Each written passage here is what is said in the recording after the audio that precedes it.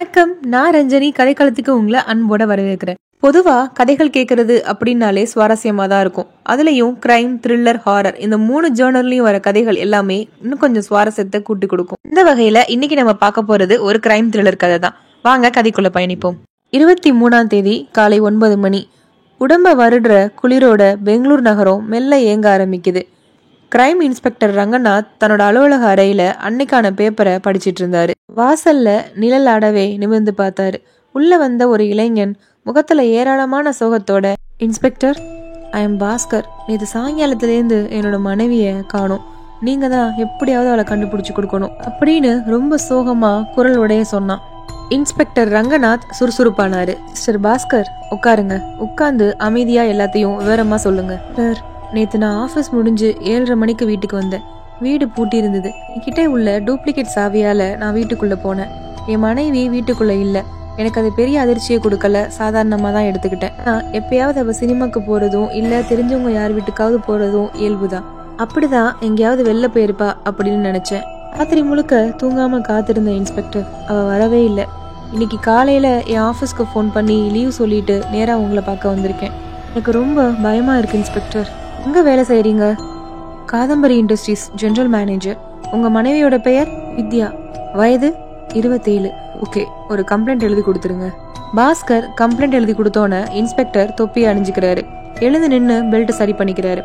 வாங்க பாஸ்கர், உங்க வீட்டுக்கு போகலாம். வீட்டுக்கு முன்னாடி விதவிதமா பூச்செடிகள் ரொம்ப நேர்த்தியா அடுக்கப்பட்டிருந்துச்சு. சைட்லயே பெருசா கார் கேரேஜ் ஒன்று இருந்தது. சுத்திலும் தோட்டம். உள்ள 3 பெட்ரூமோட வீடு பெருசா இருந்துச்சு.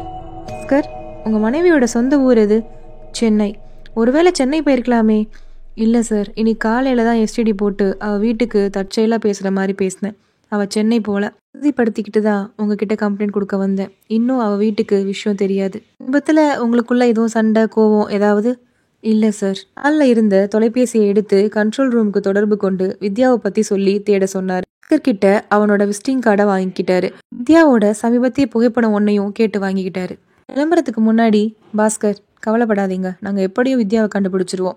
தேவைப்பட்டா உங்களை காண்டாக்ட் பண்ணுறேன் அப்படின்னாரு. சார், நான் ஆஃபீஸ் விஷயமா இன்னைக்கு சாயங்காலம் 5 மணிக்கு ஃப்ளைட்டில் பாம்பே போகணும். நாளைக்கு சாயங்காலம் திரும்பி வந்துடுவேன். அனுமதி கேட்குற பாவனையில் சொன்னான் பாஸ்கர்.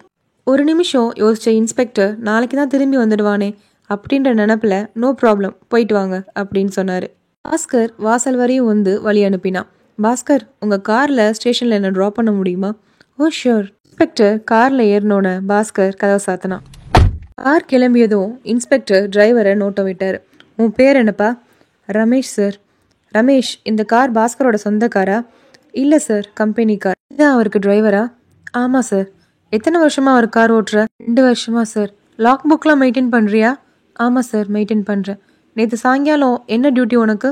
ஆஃபீஸ்லேருந்து பாஸ்கர் சாரை 7:30 மணி வாக்கில் அவர் வீட்டில் ட்ராப் செஞ்சுட்டு க்ளோசிங் கிலோமீட்டர் ரீடிங் எழுதி அவர்கிட்ட கையெழுத்து வாங்கிக்கிட்டேன். அதுக்கப்புறம் கார் சாவி அவர்கிட்ட கொடுத்துட்டு நான் வீட்டுக்கு போயிட்டேன் சார். இன்னைக்கு காலையில் நீ தானே வண்டி எடுத்த? ஆமாம் சார். வண்டி எடுக்கும்போது ஓப்பனிங் கிலோமீட்டர் ரீடிங் எழுதுனியா? ஆமாம் சார், எழுதினேன். லாக் புக் எடு பார்க்கலாம். டேஷ்போர்டை திறந்து லாக் புக்கை எடுத்து இன்ஸ்பெக்டர்கிட்ட கொடுத்தான். இன்ஸ்பெக்டர் புரட்டி பார்த்தார். நேற்று க்ளோசிங் கிலோமீட்டர் 20,018, இன்னைக்கு ஓப்பனிங் கிலோமீட்டர் 20,026 அப்படின்னு இருந்தது. டிரைவர் இல்லாமல் வண்டி 8 கிலோமீட்டர் ஓடி இருக்கிறத புரிஞ்சுக்கிட்டாரு. பாஸ்கருக்கு கார் ஓட்ட தெரியுமா? தெரியும் சார், ஆனால் எப்போவாச்சும் தான் ஓட்டுவார். ஸ்டேஷனில் இறங்கிக்கிட்டாரு இன்ஸ்பெக்டர். தொலைபேசியில் பாஸ்கருக்கு தொடர்பு கொண்டார். பாஸ்கர், உங்களுக்கு கார் ஓட்ட தெரியுமா? தெரியும் சார், ஆனால் டிரைவர் இருக்கிறதுனால அக்கேஷ்னலாக தான் ஓட்டுவேன். நேற்று ராத்திரி உங்கள் காரில் எங்கேயும் போனீங்களா? நேத்தா ராத்திரி எங்கேயுமே போகல சார். என் மனைவிக்காக வீட்டில் தான் காத்துட்டு இருந்தேன். இப்போது வேற யாருக்காவது கார் கொடுத்தீங்களா? இல்லை, யாருக்கும் தரல. ஆல்ரைட் பாஸ்கர், தேவைப்பட்டா மறுபடியும் உங்களை காண்டாக்ட் பண்ணுறேன். இன்ஸ்பெக்டருக்கு பாஸ்கர் மீது முதலாக சந்தேகம் ஏற்பட்டுச்சு. அவனோட உதவியாளரை கூப்பிட்டு காதம்பரி இண்டஸ்ட்ரீஸ் போய் பாஸ்கரை பற்றி விசாரிச்சுட்டு வாங்க, ரகசியமாக சேகரிக்கணும் அப்படின்னு சொல்லி அனுப்புனாரு. கண்ட்ரோல் ரூமுக்கு ஃபோன் செய்து வித்யாவை பற்றி எதுவும் தெரிஞ்சுதா அப்படின்னு விசாரிச்சாரு. ஐயும் ரயில்வே ஸ்டேஷன் போய் முந்தைய தினம் புறப்பட்ட எல்லா ரயில்களோட ரிசர்வேஷன் சார்ட்டையும் பார்க்குறாரு. பெங்களூர் ஏர்போர்ட்ல சார்ட்டை பார்த்தபோது வித்யா பாஸ்கரன் அப்படின்ற பெயர்ல முதல் நாள், அதாவது 22ஆம் தேதி இரவு IC 510 இரவு 8 மணி அப்படின்னு மெட்ராஸ் ஃப்ளைட்ல இருந்தது. ஏர்போர்ட் டியூட்டி ஆஃபீஸர்கிட்ட போய் டிக்கெட்டோட கார்பன் காப்பியை வாங்கி பார்த்தபோது டிக்கெட் டிராவல் ஏஜென்சி மூலமா வாங்கப்படாது, பணம் கொடுத்து வாங்கப்பட்டிருக்குது அப்படின்னு தெரிஞ்சுது. போலீஸ் ஸ்டேஷனுக்கு திரும்பி வந்தாரு. மெட்ராஸ் போலீஸ் கிட்ட தொடர்பு கொண்டு வித்யாவை பத்தின விவரங்களை சொல்லி அவளை தேட சொன்னாரு. காதம்பரி இண்டஸ்ட்ரீஸ் போயிருந்த உதவியாளர் சாயங்காலம் 5:30 மணிக்கு திரும்பி வந்தாரு. இன்ஸ்பெக்டர் கிட்ட, சார், பாஸ்கர் ஜெனரல் மேனேஜரா இருக்காரு சார். அவருக்கும் அவருக்கு செக்ரட்டரியா இருக்கிற திவ்யாவுக்கும் ரொம்ப நெருக்கமா சார். சில சமயம் பாஸ்கர் ஜெயாநகர்ல உள்ள அவரோட வீட்டுல இரவு வேளையில தங்குவாரா சார். திவ்யாவும் ஒரு மாதிரியான பெண்ணு தான் சார். பாஸ்கரோட மனைவி வித்யாவுக்கு இந்த தொடர்பு தெரிய வந்ததுலேருந்து அவங்களுக்குள்ள அடிக்கடி சண்டை வந்துட்டு தான் இருக்குதான் சார். இதான் சார் திவ்யாவோட ஜெயாநகர் முகவரி. அவர் தந்த பேப்பர்ல திவ்யாவோட அட்ரஸும் டெலிபோன் நம்பரும் இருந்துச்சு. இன்ஸ்பெக்டர் ரங்கநாத் கேஸ் பிடிபடுறத உணர்ந்தாரு. அன்னைக்கு இரவு 8 மணிக்கு ஜெயாநகர்ல உள்ள திவ்யாவோட வீட்டுக்கு போனாரு. பஜரை அழுத்தினாரு. கையில கார்ட்லெஸ் போனோட திவ்யா தான் கதவை திறந்தா. உடுப்புல இருந்த இன்ஸ்பெக்டரை பார்த்து வியந்து போனான். நீங்க தானே திவ்யா? Yes please. நான் கிரைம் இன்ஸ்பெக்டர் ரங்கநாத். உங்கள்கிட்ட சில கேள்விகள் கேட்கணும். ப்ளீஸ் உள்ள வாங்க. போய் ஹாலில் உட்காந்தாரு.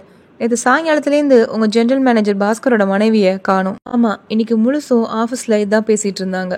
உங்களுக்கு பாஸ்கரை ரொம்ப நல்லா தெரியும்னும் அடிக்கடி அவர் கூட நீங்கள் வெளில போவீங்கன்னும் கேள்விப்பட்டேன். அவரோட மனைவி காணாமல் போனது சம்மந்தமாக உங்களுக்கு எதுவும் தகவல் தெரியும் அப்படின்னு நம்புகிறேன். இன்ஸ்பெக்டர், அவர் கூப்பிட்டா அவரோட செக்ரட்டரி அப்படின்ற முறையில் அவரோட வெளில போகிறதுல என்ன தப்பு? அப்படியே எங்களுக்குள்ள ஏதாவது இருந்தாலும் அது எங்களோட பர்சனல் விஷயம். நீங்க அவரோட மனைவியை ட்ரேஸ் பண்ணா சந்தோஷப்படுற முதல் ஆள் நானா தான் இருப்பேன் அப்படின்னு சொன்னான். கரெக்ட்னா உண்மை வரும் அப்படின்னு நினைச்சாரு இன்ஸ்பெக்டர். கொஞ்சம் அதட்டலா, கார்டில் என்கிட்ட கொடுங்க, நான் பாஸ்கர் கிட்ட பேசணும். அவரோட பாம்பே நம்பர் என்ன அப்படின்னு கேட்டாரு. எனக்கு அவர் பாம்பே போனதே தெரியாது, அவர் எங்க தங்குவார்னு தெரியாது அப்படின்னு சொன்னான். இன்ஸ்பெக்டர் வெறுப்போட திவ்யாவை முறைச்சிட்டு வெளில போனாரு. இன்ஸ்பெக்டர் அன்னைக்கு இரவு தன்னோட வீட்டில் ரொம்பவும் யோசிச்சாரு. ஒரு வெள்ளத்தாளில் இப்படி எழுதினாரு. 22ஆம் தேதி இரவு பாஸ்கர் 8 கிலோமீட்டர் தூரம் கார் ஓட்டினதை மறைக்கிறான். இன்னைக்கு வித்யா போகல. போலீஸை திசை திருப்ப அவ பேர்ல வேற யாராவது பயணிச்சிருக்கலாம். 22, 23 தேதிகளில் திவ்யா சரியான நேரத்துக்கு அலுவலகம் போயிட்டு வந்திருக்கா. பாஸ்கரும் திவ்யாவும் சேர்ந்து வித்யாவை கொலை செஞ்சிருக்கலாம். அப்படின்னா வித்யாவோட உடல் எங்கே? மறுநாள் 24ஆம் தேதி காலை 8 மணிக்கு ஜீப்பை எடுத்துக்கிட்டு இந்திரா நகர்ல உள்ள பாஸ்கரோட வீட்டை அடைஞ்சாரு. பூட்டி இருந்த வீட்டை சுத்தி வந்தாரு. தோட்டத்துல மணல் பகுதி ஏதாவது புதுசா தோண்டப்பட்டிருக்குதா அப்படின்னு ஆராய்ஞ்சாரு. அடையும் எதுவும் கிடைக்கல. வெளியே வந்து ஜீப் பக்கத்துல நின்னுட்டு யோசிச்சாரு. தட்டுன்னு ஒரு எண்ணம் பழிச்சிட ஜீப்ல நேரா பெங்களூர் டெலிபோன் ஆஃபீஸ்க்கு போனாரு. திவ்யாவோட வீட்டு டெலிபோன் நம்பரை சொல்லி 22ஆம் தேதியிலேருந்து அந்த நிமிடம் வர திவ்யாவோட டெலிபோன்லேருந்து டயல் செய்யப்பட்ட நம்பர்களோட பிரிண்ட் அவுட் தரும்படி கேட்டாரு. 10 நிமிஷத்துல கிடைச்சது. கண்களை வேகமா அதுல ஓட விட்டாரு. 23ஆம் தேதி இரவு 10 மணிக்கு 02249333101 அப்படின்ற நம்பரோட 15 நிமிஷம் பேசப்பட்டிருந்ததை பிரிண்ட் அவுட் உறுதி செஞ்சிச்சு. 022 அப்படின்றது Bombay STD code number. Inspector உடனே டெலிஃபோன் அதிகாரி அனுமதியோட அங்கிருந்த தொலைபேசியில அவங்க கொடுத்த நம்பருக்கு ஃபோன் செஞ்சு பார்த்தாரு. தீனதயாளன் ஹியர் அப்படின்னு ஒரு குரல் சொன்னிச்சு. May I speak to Kadambari industries GM mister Bhaskar please? Bhaskar has gone out. Any message அப்படின்னு சொன்னார் தீனதயாளன். இன்ஸ்பெக்டர் உடனே காலை கட் பண்ணிட்டாரு. நேத்து நம்ம கிட்ட பாஸ்கர் பாம்பே போனது தெரியாதுன்னு சொன்னான். ஆனா பாஸ்கர் கூட 15 நிமிஷம் பேசியிருக்கிறா அப்படின்றது இன்ஸ்பெக்டருக்கு புரிஞ்சுது. ஃபோன் அதிகாரிக்கு நன்றி சொல்லிட்டு பிரிண்ட் அவுட்டோட ஜீப்ல தாவி ஏறி நேரா போலீஸ் ஸ்டேஷனுக்கு போனாரு. டிரைவரை கூப்பிட்டு திவ்யாவை ஸ்டேஷனுக்கு அழைச்சிட்டு வர சொன்னாரு. இன்ஸ்பெக்டர் ஒரு பெண் போலீஸ் முன்னாடி திவ்யா கிட்ட அதிரடி தாக்குதல்ல இறங்கணும் அப்படின்னு முடிவு செஞ்சாரு. தயார் நிலையில இருந்தாரு. உள்ள வந்த திவ்யா கிட்ட இன்ஸ்பெக்டர் அதிகார தோரணையோட, மிஸ் திவ்யா, நீங்களும் பாஸ்கரும் சேர்ந்து வித்யாவை கொலை செஞ்சது பாஸ்கரே ஒத்துக்கிட்டாரு. பாம்பே போலீஸ் இன்னைக்கு காலையில தான் பாஸ்கரை அரெஸ்ட் பண்ணாங்க. தவிர நேற்று இரவு 10 மணிக்கு நீங்க பாஸ்கர் கிட்ட பேசின முழு விவரங்களும் எனக்கு தெரியும். எதையும் மறைக்க முயற்சி பண்ணாதீங்க. இதோ நீங்க பேசியது கத்தாச்சு. பிரிண்ட் அவுட் எடுத்து கையில காட்டினாரு. திவ்யா நொந்து போய் அருகில் இருந்த பெண் போலீஸ் மீது சரிஞ்சா. முகத்தை பொத்திக்கிட்டு பெருசா அழுதா.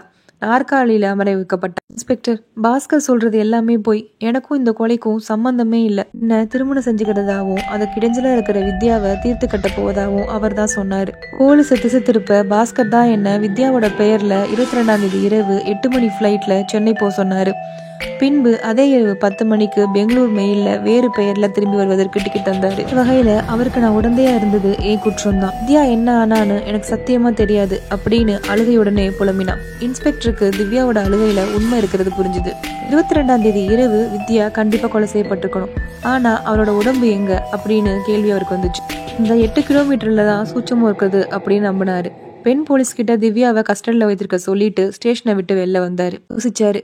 பாஸ்கரோட வீட்லேருந்து 3 பாதை போகுது. முதலாவது ஏர்போர்ட் ரோட், 2வது நேர் எதிர்பாதை தாஜ் ரெசிடென்சி போறது, 3வது அல்சூருக்கு போறது. 22ஆம் தேதி இரவு இந்த 3 பாதையில ஏதோ ஒன்றில் தான் பாஸ்கர் பயணிச்சு 4 கிலோமீட்டர் தூரம் பயணிச்சு வீட்டுக்கு திரும்பி வந்திருக்கணும் அப்படின்னு உறுதியா நம்பினாரு. ஜீப்பை கிளப்ப சொன்னாரு. பாஸ்கர் வீட்லேருந்து சரியா 4 கிலோமீட்டர் தூரம் 3 பாதைகள்லையும் அடுத்தடுத்து மெதுவா செலுத்தி ஏரி, குளம், இடிந்த கட்டிடம் இன்னும் ஏதாவது இருக்கா அப்படின்னு பார்த்தாரு. திரும்ப திரும்ப அதே 3 பாதைகள்லையும் 4 கிலோமீட்டர் போவதும் திரும்புவதுமா இருந்தாரு.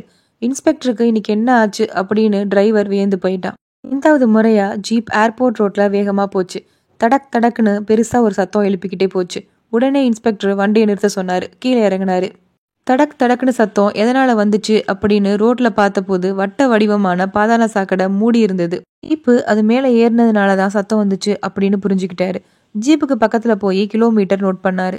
பாஸ்கர் வீட்லேருந்து 3 கிலோமீட்டர் தூரம் காட்டுச்சு. உற்சாகத்தோட திரும்பவும் சாக்கடையோட மூடிக்கு வந்தாரு. மூடியின் கொக்கியில வலது கை விரல்களை விட்டு பலம் கொண்ட மட்டும் மேல தூக்கி இழுத்து அருகில வச்சாரு.